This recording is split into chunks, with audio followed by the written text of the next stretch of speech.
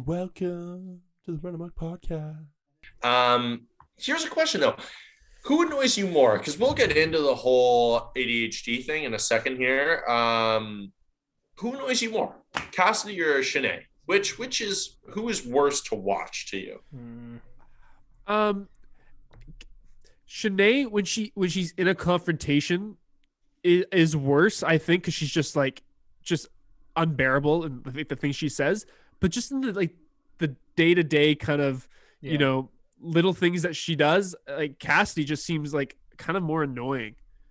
I don't really know how to put it to words. Her very basic conversations she has, or her facial expressions and stuff like that, or her confessionals are just a little bit more blood boiling than everything with Cassidy too is more like outward, right? Like she's like more outspoken, and whereas like Shanae is just like she kind of like brings it all in, and then just like we saw it this episode. She erupted. Yeah, I think it's like, for me at least, I think Cassidy to me has an overarching goal to her villainy. She came in with, okay, and you even see her coaching Shanae, where it's like, no, you want to let that beef die, man. I think maybe it's the philosophy, like, then you bring up another conflict, or you just weasel your way through as far as possible, but you don't want to be the fixation of a beef this early on. And you can kind of see Cassidy tries her best to squash that big beef right away, because she knows the show. She's more calculated, which I think to me is more palatable, because it's like, oh my gosh, it's the snake in the grass. I could watch that for a couple of weeks.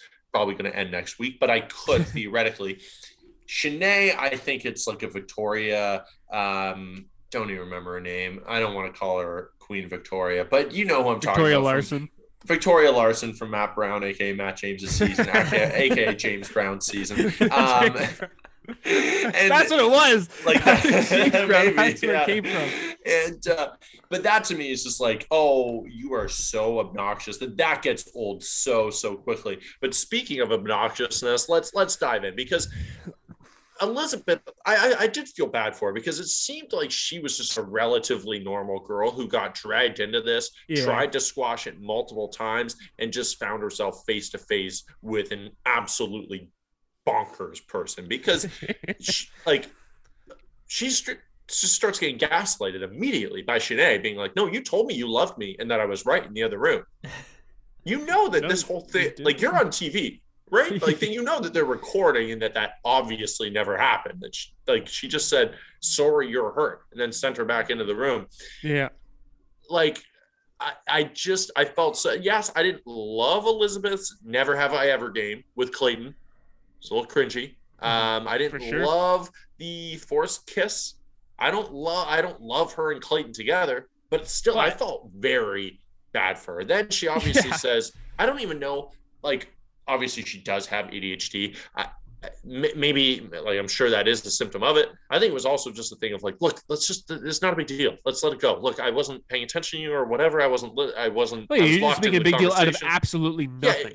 Just let it go. Just to make a deal out of it. Yeah. Yeah. And she could not let it go. Yeah. And so she brings it up to Clayton. Shanae basically says Elizabeth was super rude and mean. She's a toxic person out of nowhere. I know. The tough part is, I think this is going to be all season long.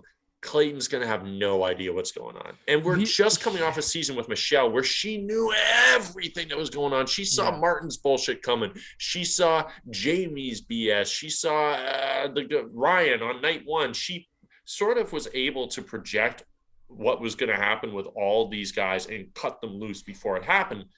Clayton, no idea what's going on. Do you guys think this is going to